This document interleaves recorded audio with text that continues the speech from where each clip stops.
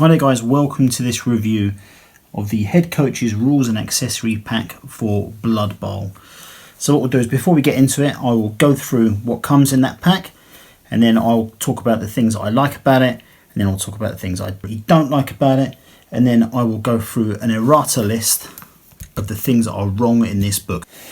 So what do we get in our pack? So we get a range ruler, we get a throw-in template, and we get a direction template or a scatter template, shows which way the ball's going to go. That's it for the plastic.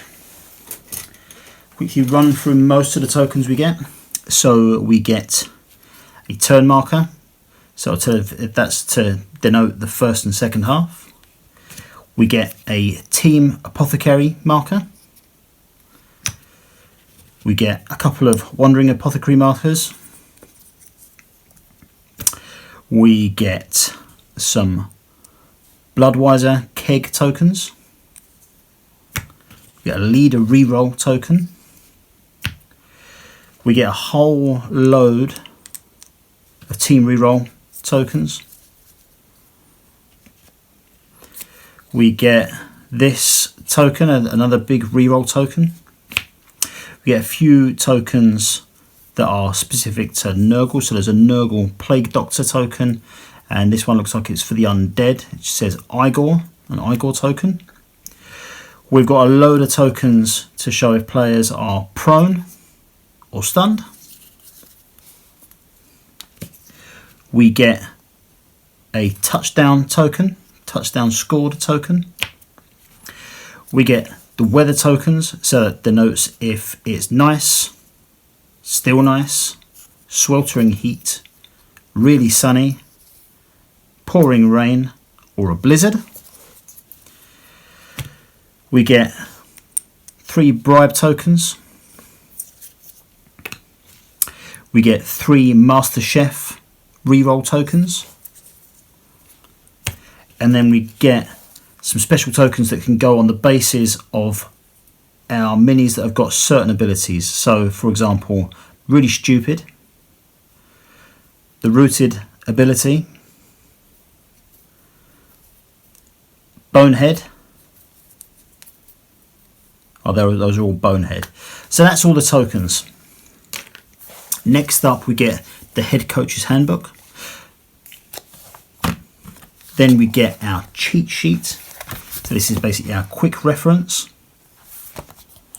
And then we get this roster pad, and I think there's 50 on here, so it'll do you for 50 matches, and that's for you to track all your players. So basically you put your team name, the race, whoever the coach is, how much money you've got in your treasury, the team badge can go there. You can just lay it on there for during the match if you want to. Then it counts up how many rerolls, fan factor, assistant coaches, cheerleaders and apothecaries you have. And it also helps you track your number of touchdowns, casualties and league points. And finally, so you just write out the names of all your players, what position they are, their movement, strength, agility and armor value, whatever skills they've got, and you can track different things throughout the game. So if they get an injury which causes them to miss the next game, you can put it on there. Niggling injuries, touchdowns and a few other things, most valued players and all that sort of stuff, and then some stuff to do with the season, a note if they want to retire, and then their total cost. So this I very much like. This I very much like as well. So this is going to help you. This is like an embellishment of what the kind of cheat sheet that came with the core game, or at least the core 2016 edition game, came with. So it covers all the general stuff, what you do to start up a match. So it tells you to roll on the weather table, choose any inducements that we've got, draw any special play cards, and then flip for the kick. Got things about the match, so work out the number of fans and fame, the kickoff, playing the game, and what we do at the post-match. So improvement rolls,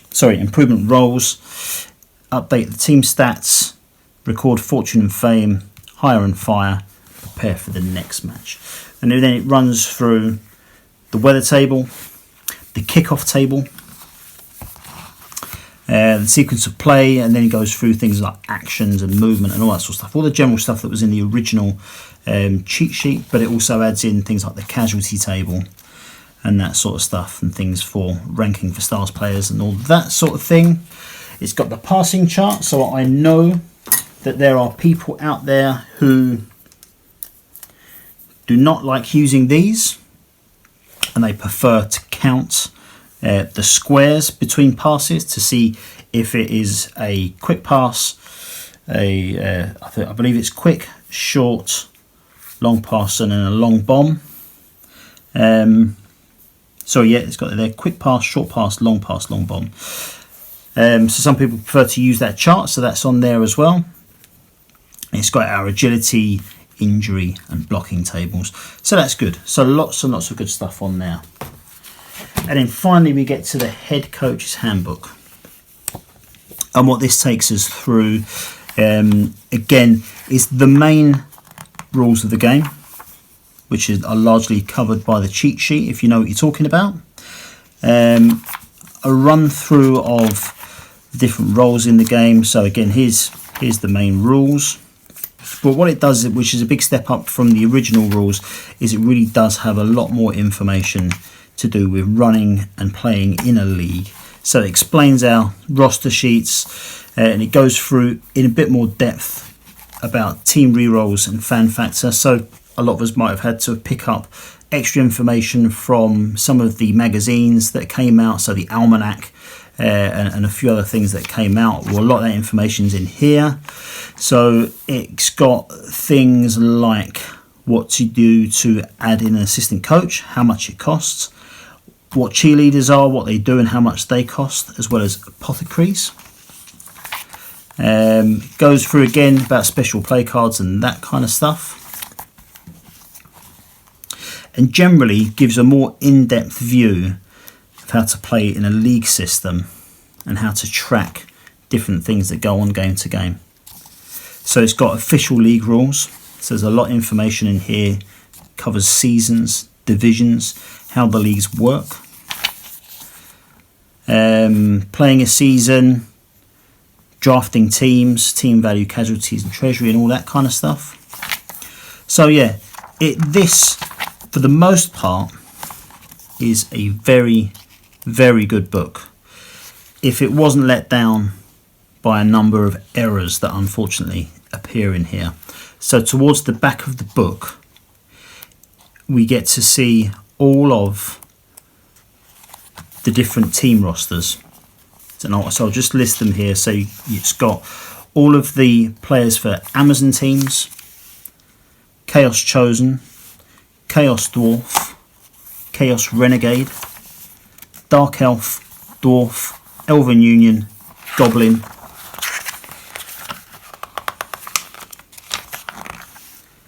Lizardmen, Necromantic, Halfling, High Elf, Tomb Kings, Human, Norse, Nurgle, Orc, Ogre, Skaven, and Shambling Undead, and finally Vampires, the Underworld Denzians, and the Wood Elf team. So it lists all of those teams, all of the different general players that are included in those, along with their movement, strength, agility, and armor values, any skills they have, and that kind of stuff. It also gives us how much the rerolls cost in those teams, and if they can have apothecaries or not.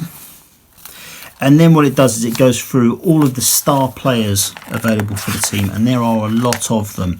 And again, it lists their names, what teams they can play in, any skills, how much their cost is, their movement, strength, agility, and armor value. So if all that information was correct, it'd be absolutely great, but it's not. Unfortunately, there's quite a list of errors that appear in this book, which we'll go through in just a second. Now, to give you some history on that, when this book originally came out, I believe in October, within a day or two, Games Workshop released this Errata List, and this came out very, very quickly after the publication did for us to fix a lot of the problems. And this isn't even all of the problems. And that's really, really crap from Games Workshop there. To fix problems within days of it coming out, I think it's good that they reacted well to it, but everything that's in here is just general Blood Bowl rules and stats that have been the same for years and years and years. And then very soon after this went up, we got this, and this is basically a PDF that's available on the Games Workshop website, which gives us all of the stats for all of the teams, which are now corrected, as well as all of the stats for the star players. So what do I think of this as an overall product? So the book's really cool once you correct the errors. I like having the additional template stuff so anyone can just go and buy a board with the dugouts, and they've already got this, so they're ready to go, so they don't have to worry about picking human and ogre and all that kind of stuff. I like the updated cheat sheets and the extra information it gives us here for, you know, adding all of the stuff post and pre-match. That's really good. I like these this roster chart and the information we can add in here to track our gameplay and track our players throughout the season. I think it's really, really good. And for the price it is, I picked this up for about 20 quid from Darksphere. I think it's excellent. Really, really good value for money. Just a bit of a missed opportunity considering how many problems there are. Now, to the errata. Get a pen and paper. I'll go through page by page for the errors that are on here, the known errors at least. If anyone is watching this and they know any errors that I don't mention, please put a little comment down in the comment section to help out the players that are looking for other problems. So we'll start with the team rosters. So turn to page 66. And by the way, if you don't want to go through this information is available online. You can find it.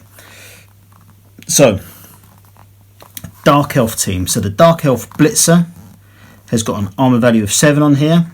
That should be 8. And then on the Dwarf teams, if you go to the Death Roller, it's got a whole great big list of all the skills there. You just need to add the Stand Firm skill to that. Then move on to page 69. And the human teams, you need to look for the human Blitzer. And where it's got its normal and double stats, it's got GA and SP, that should be GS and AP. And then sticking with the human team, if you go to Ogre, on the double part, take out the M. On page 72, you're looking at the Orc Troll. His cost is 100k, it should be 110k. On page 73, the Skaven Gutter Runner. So their double access goes from APM, when it should be SPM. And then on page 74, the Underworld Skaven Thrower.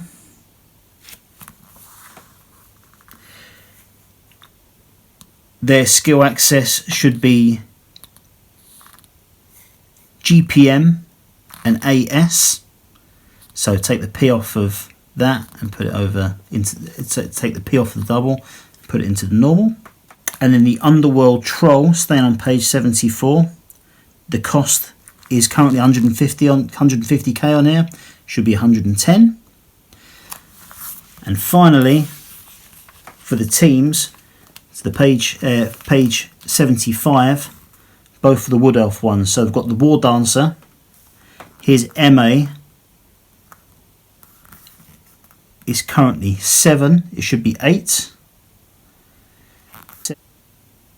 And then the Tree Man, we need to take away Timber and add the Loner skills. So that's that. Now let's have a quick look at the changes for the star players. So page 77, this one's very, very silly, but I have to mention it, it's in the errata. So Head Splitter and Hack Flim Scuttle Spike, they are round the wrong way. It's not in alphabetical order. Very petty, but there you go. Then over to page 78, Maple Highgrove. You just need to remove the tackle skill. Page 80, again, 2 that are round the wrong way, is Swiftvine and the Swift Twins. So again, it's not in alphabetical order. Then Wilhelm Chaney, the Mad Wolf. The name comes as Necromantic. It should be changed to Necromantic Horror. And then finally, another annoying one, Zolcath. His name should be changed to Zolcath the Zote. So those are all the known erratas that I can find. If there are any more that you know of, please stick a little note down in the comment section just to help out the other players. Like I say, I am, apart from the errors, I'm a big fan of this. I don't really know why you would need a lot of these tokens, but they're good to have. Some of them, I think, you know, to remind people of certain skills, I think some of these are pretty good. But yeah, I don't know why you'd need them. I think you might be able to, it might help you if maybe, oh, that's a point actually. If you're able to use this sheet to score, to let you know about things like touchdowns and a few other bits of information, maybe you don't need to use the dugouts. I don't know. I would still use them, to be honest. But I mean, these are nice to have, and I suppose for starter players, this might help out a bit more than I'm giving it credit for. But everything else, I'm very happy with. You know, I've always thought about painting these in the colours of certain teams, and I suppose with this you get 50 of these roster sheets, and then it's time to buy another one of these packs. I mean, all right, you don't need the handbook again. Maybe in the future, if they do a reprint of this, they'll fix all the problems in here, in which case, yes, it would be worth buying another one. But to be honest with you, for 20 quid, I'd pay that just to get a new one of these every time I run out. And that means that if I can get new templates every time I buy one of those, I can paint them in the colours of my teams as well. So all in all, I think it's a good product. It is very, very helpful, especially if you want to get a league going. So if you buy the core box, the 2016 edition core box, you go through the rules there and you start really trying to get a league going and that kind of stuff. You've got a few mates that might be interested. You're really starting to get things off the ground. But that book, that main rule book you've got in there, I know there's resources elsewhere, particularly from the NAF. This book here is going to really help you do a lot of that stuff. And like I say, it's very sorely let down by the errors that appear in there. But there you go, that is my assessment. There's problems, but the overall package, for the money it is, I think is well worth it. If you are willing to suffer going through the erratas to get it on there. But like I say, all the erratas can really be changed in that book within a couple of minutes anyway. So there you go, guys. I hope you enjoyed that. If you want to hear more Blood Bowl stuff, particularly for the Ogre teams that are coming out next month, I'll be doing unboxings and a review for those products then. And yeah, I hope you enjoyed the video. If you find, again, any more problems with this, any more errors, please put them in the comments and I'll find a way to get that information back to some of the forums where they've got the lists going. So thanks very much, guys. If you enjoyed this, please like and subscribe and I'll catch you later.